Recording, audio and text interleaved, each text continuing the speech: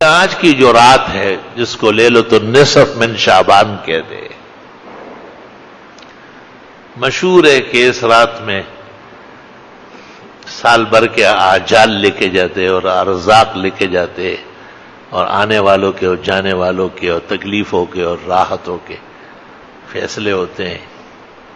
اس میں طرفین کے علماء ہیں، کچھ علماء ایسے ہیں جو اس کو بالکل دروغ قرار دیتے کہ یہ جھوٹی روایت ہے، کہ کوئی حقیقت نہیں، اور ان کے متبعین میں سے بعض لوگ ہیں جو لوگوں کو اس رات کی عبادت سے منع کرتے ہیں یا اس دن کے روزے سے منع کرتے ہیں۔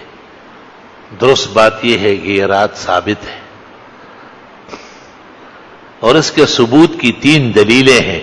ایک تو یہ کہ 1400 سال سے اسلام اور اسلامی کتابوں کے اندر اس کا ذکر خیر ملتا ہے۔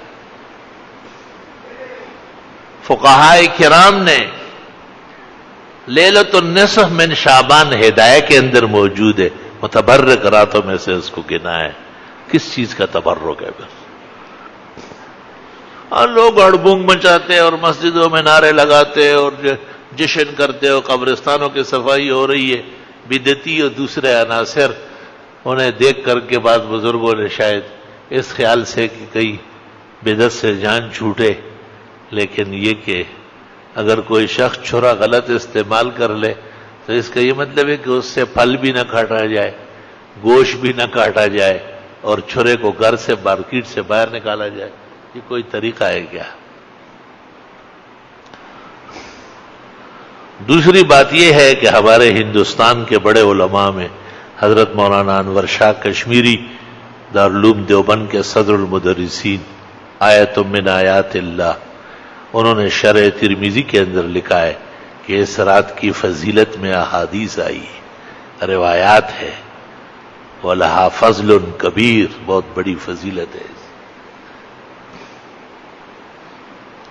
اور تیسری بات یہ کہ بلاد عرب کے انور شاہ شیخ زید الکوثری رحمت اللہ علیہ، جو حضرت شاہ صاحب کے پائے کے بزرگ عالم گزرے ہیں، انہوں نے اپنے مقالات میں 2 مقالے رکھے ہیں، فضیلت لیلۃ النصف من شعبان، اور بڑے بڑے اکابر محدثین کی عبارتیں نقل کی اور فرمایا کہ اس میں 8 حدیثیں ہیں، 5 واقعی کمزور ہے لیکن 3 حدیثیں بالکل صحیح ہیں، جن سے رات کی فضیلت اور دن کے روزے کا استحباب معلوم ہوتا ہے۔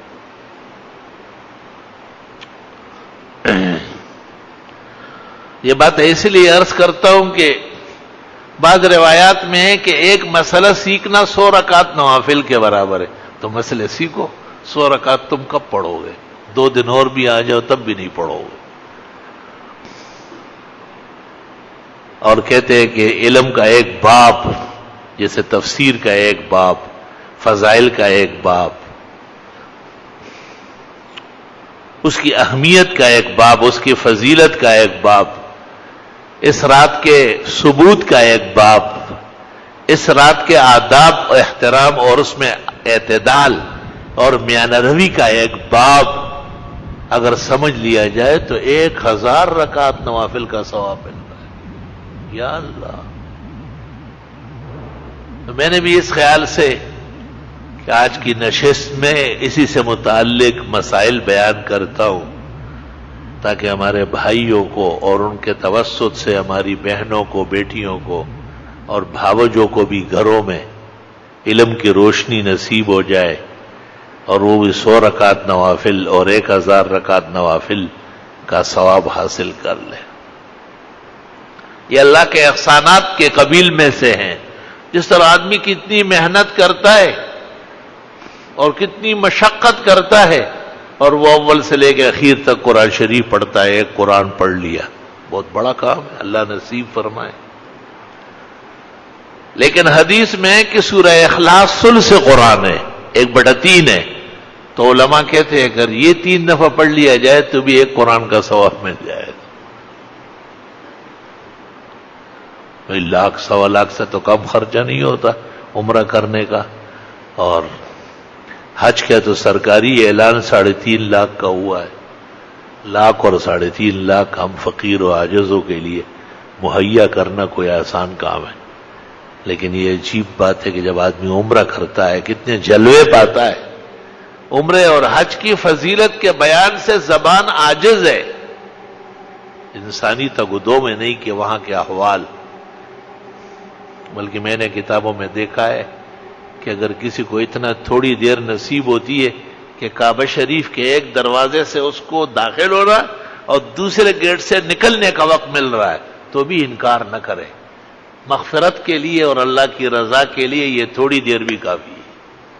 اس پر بھی فخر و شکر کرے ہو کہ ایسا نہ ہو کہ آئندہ یہ بھی نصیب نہ ہو جائے.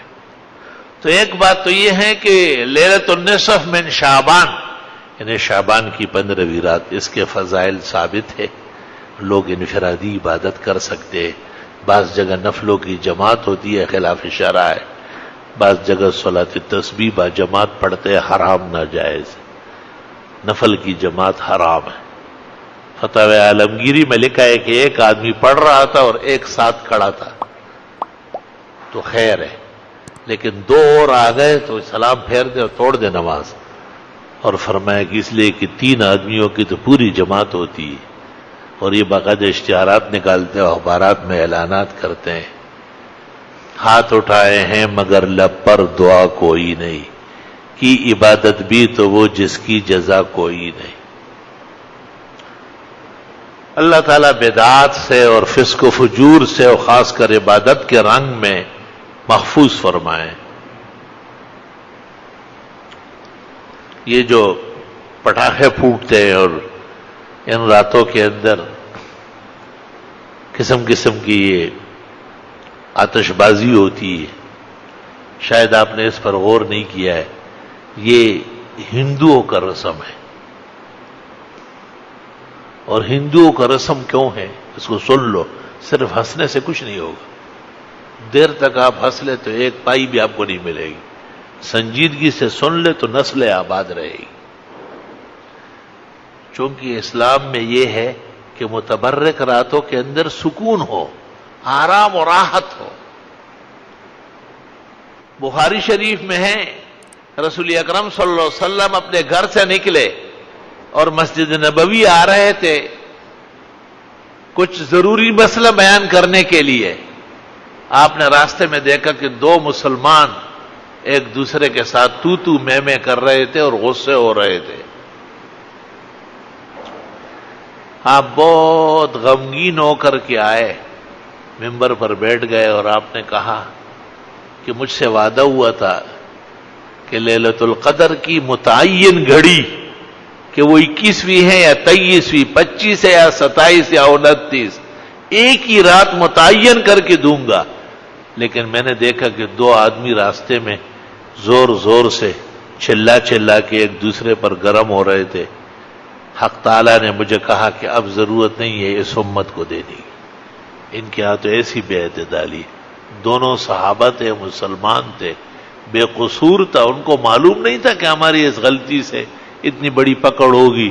اور یہ چونکہ مسلمانوں نے اس رات کو بڑی محبوبیت سے، بڑے سکون سے منانے کی کوشش کی.